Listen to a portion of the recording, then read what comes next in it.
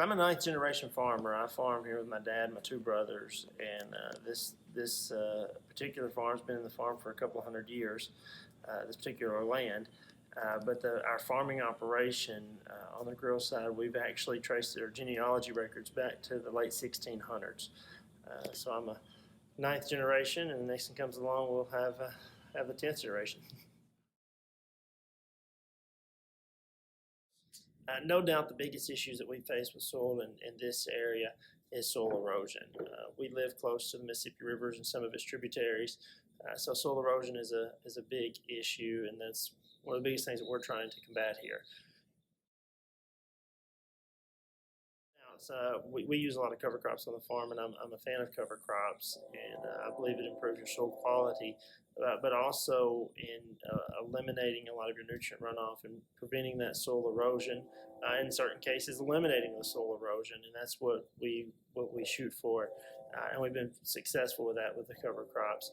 One of the negative things that we see with cover crops is when it comes time to terminate it in the spring and trying to get in there, especially if it's a wet spring, and that cover crop just gets so big, and then you have all of that foliage to plant in can be an issue. Because we want the foliage there, yet at the same time when it gets so big and it's hard to terminate, that can cause some issues with planting and then getting a good stand, especially in corn.